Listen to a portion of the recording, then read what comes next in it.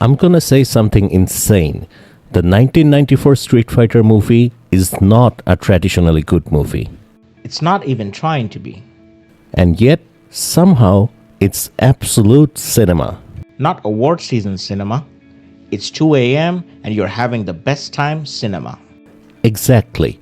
It's a beautiful disaster that understood something modern blockbusters keep forgetting.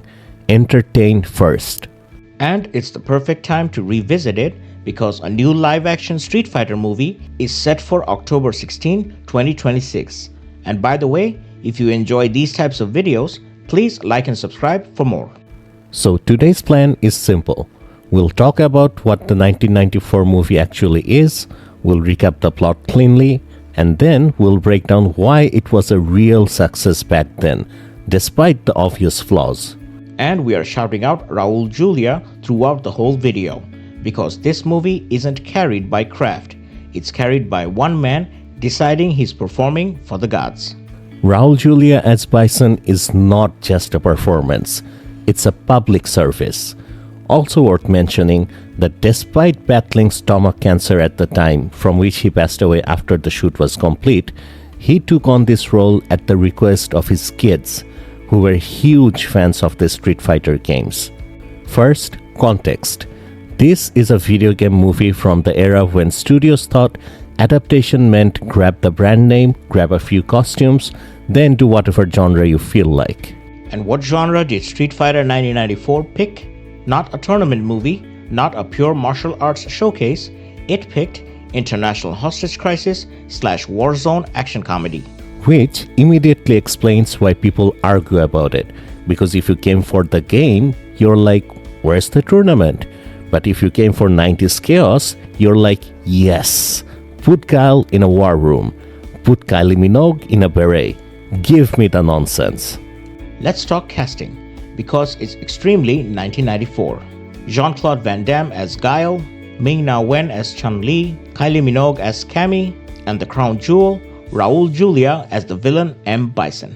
And here's the thing, everyone else is in a movie. Raúl Juliá is in a stage play. He's delivering lines like he's carving them into stone. This is important because the movie's biggest strength is also its biggest flaw. It's not subtle, it's not deep, it's not trying to be prestige. It's trying to be big, clear, and fun. Here's the plot. Thailand is in civil conflict. General M. Bison, leader of Shadowloo, captures 63 relief workers and demands a massive ransom from the allied nations.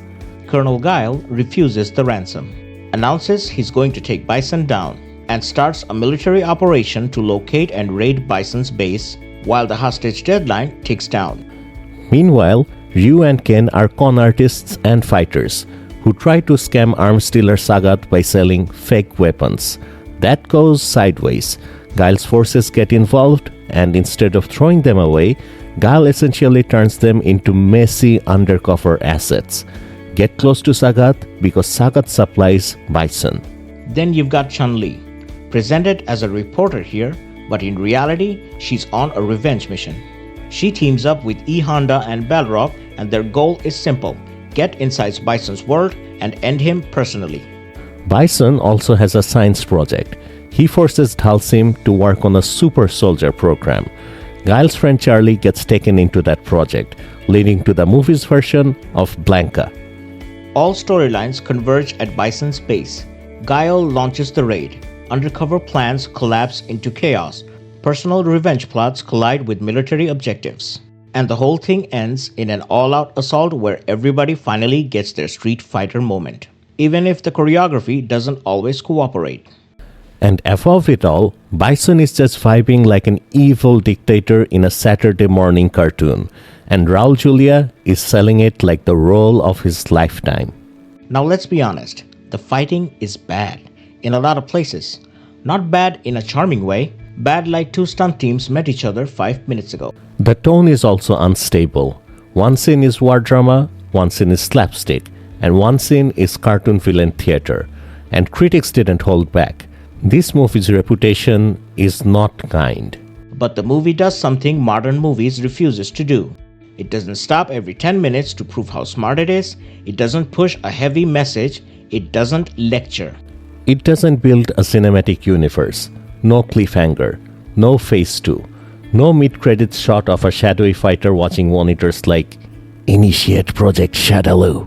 It ends. That's it. Here's the part people get wrong. Not critically loved doesn't mean not successful. This thing had a $35 million budget and pulled about $99 million worldwide in 1994 money. That's a hit, and the reasons are simple. Number 1, it was a huge brand. Video game movies were still an event.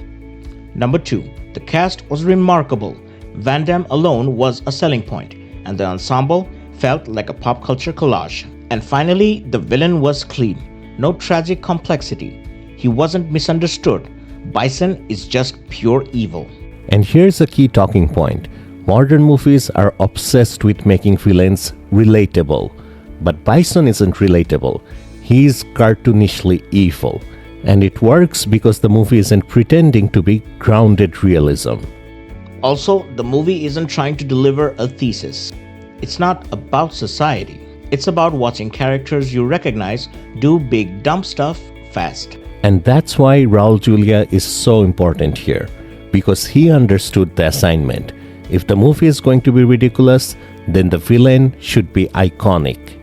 He's not doing villain realism, he's doing villain legend, and that's why people still quote him and still remember him. Let's say it clearly, dumb fun is good. Not every movie needs the Dark Knight level realism. Not every franchise needs to be ashamed of being entertainment. And here's the roast. Modern blockbusters will spend 10 times this budget and still fail to come close because they're busy pushing something instead of making a movie enjoyable. Exactly. Bigger budget doesn't equal better experience. If your priorities are message first or universe first, you can end up with a film that feels like homework. Meanwhile, Street Fighter 1994 is not homework. It's junk food. And sometimes junk food hits harder than a perfectly balanced meal. And when the new movie drops, again, October 16, 2026, it'll have better choreography, better cameras, better everything. But if it forgets to be fun, then it will have missed the one thing the 1994 Chaos Machine accidentally nailed. So yeah, 1994 Street Fighter is not traditionally good. But it is absolute cinema. Drop a comment. Do you want the 2026 reboot to go full serious or full dumb fun? Don't forget to like and subscribe, and we'll see you in the next one.